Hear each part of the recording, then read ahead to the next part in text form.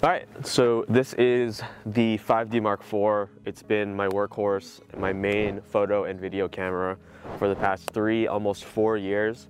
And I love this camera to death, but there are some issues. Let's talk about it. All right, let's get some really basic knowledge about this. It's a full frame camera, about 30 megapixels, and it comes in around $2,200 today. And it came out in 2016. I did get mine in 2017, and it shoots 4K, but there is a crop on it. That's about it. So photos and photo quality, that's where the 5D Mark IV really shines. It's a phenomenal photography camera, as it should be. And it's 30 megapixels, so if you need to really crop in or readjust the framing, you could really do that. You have a lot of space to work with, especially on Instagram or whatever you need to. You can really pull as far as you want. The dynamic range on this is awesome. It really pushes the black as far as you want, and I never really had any issues with it. I would say it's so good at photos that I mainly focused on photography, even though I bought this as kind of a do everything. I mainly focused on photography due to how strong it was. All right, so it is a Canon camera, so if you shot with one Canon camera, you know how to shoot with them all. It's really familiar, all the menus are really clear to do.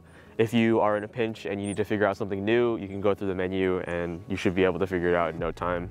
Great, no big problems on that. It's actually a huge plus for me since I'm a huge Canon fanboy, so.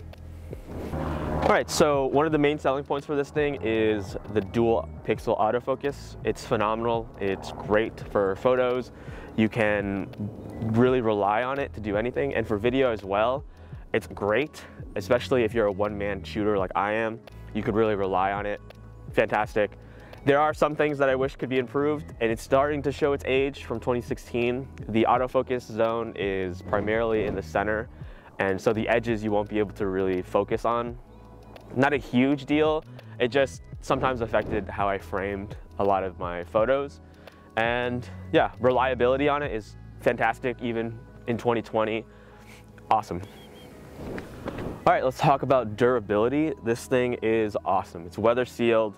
I had no problems with it. I took it to Canada and I went through, I think, like a snowstorm or kind of freezing rain, and I had no problems with it. It shot through everything, never missed a hitch. If anything, it was even frozen by the end of it, and there was like a thin layer of ice around the entire camera, and it was completely fine. So if you're worried about weather sealing, I wouldn't worry too much about it. This thing is a tank as far as I'm concerned. All right, so another thing I have to mention is the fact that it is the de facto DSLR camera that you think of, especially people that don't know cameras. When they see this big camera, they see professional. And that definitely helped me in a few occasions when I had some professional gigs and I brought this out. I think they were relieved to see that I wasn't just some college kid with a crappy crop sensor camera. So there is a mystique about the 5D Mark IV, and it definitely became the standard. And it's definitely changed now with mirrorless cameras out, but this is definitely what a lot of people are looking for when they're looking for a photographer. So that's definitely a positive, so yeah. So this is definitely a positive for me.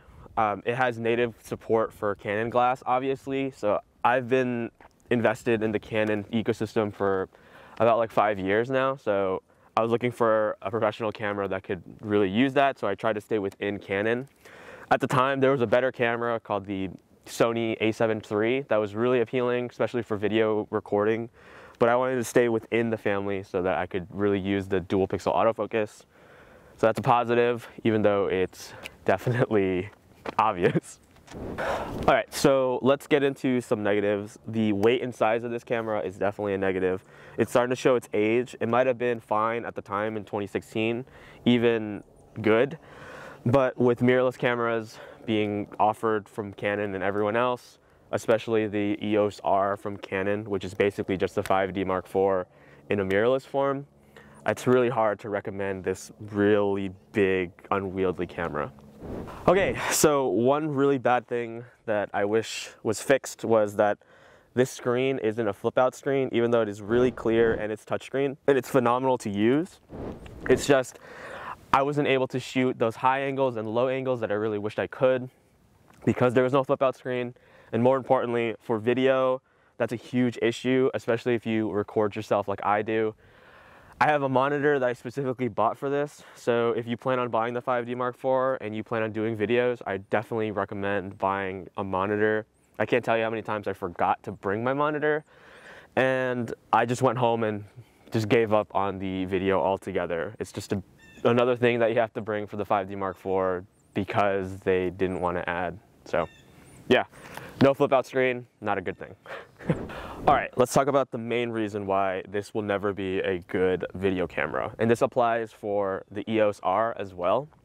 So the 4K recording on this has one of the worst crops that Canon is known for. It's a 1.75 crop into 4K, and that is just, it's just bad. It's horrible to work with.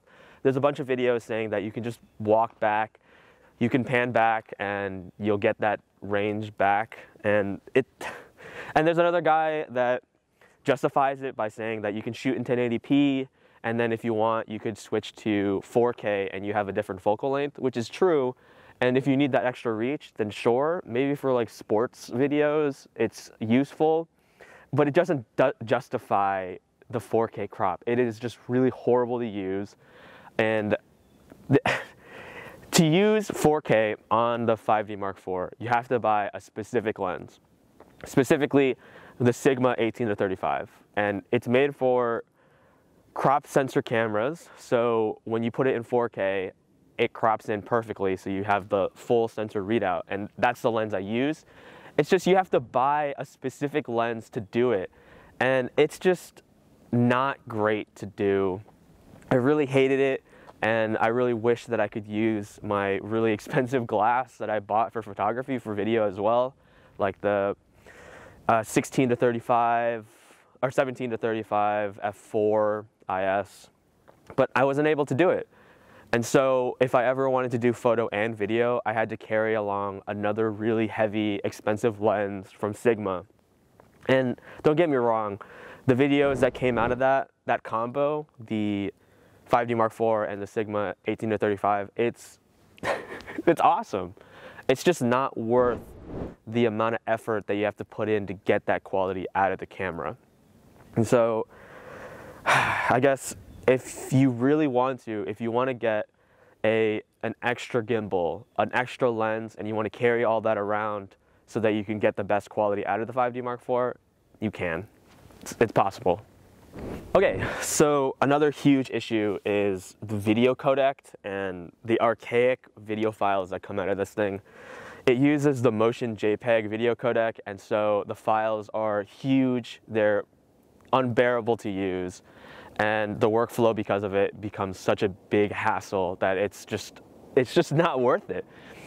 So it's definitely starting to show its age, especially since there is just no stabilization whatsoever on the camera. And you have IS in the lens if you have one of the better Canon lenses, but it's just, if you plan on shooting handheld, even for family videos or whatever, the video is just so shaky, it's not worth it. You need a gimbal. And so if you get the gimbal and you get the Sigma lens, you can get some awesome video out of it. Like I said before, it's just not worth it. I spent probably $1,000 to get good video quality out of it, and I almost refused to use it because of how much of a hassle it was after I realized I got it all. Okay, let's talk about my experience using this camera professionally for 3 to 4 years. So it was my first professional camera. I came from the 6D, which compared to the 6D, this thing is top of the line. Honestly, the continuous autofocus in video was a huge deal for me. But I think I'm equating what I did with this camera to the camera, and I think that's just a little bit misleading. I did use this for 3 years, and I took it on some of the most memorable trips that I've had. And so I'm equating those fond memories to the camera, but that's a bit misleading. And if I look at it subjectively, this camera is probably the best photography camera that I've ever had to date. And I've never had any issues photography-wise, whether it was portrait work, event photography, or doing landscapes after long hikes. This camera was always a trooper. Never had any issues. And also, there was never any overheating issues with this camera ever. And I think that was a huge plus. So I could take it in cold Canada and I never had an issue, or I can take it to some hot ass place and never really have a problem like Texas or whatever. Never had to worry about that. So it's a tank. But then video wise, it didn't have any overheating issues video wise, which is definitely good.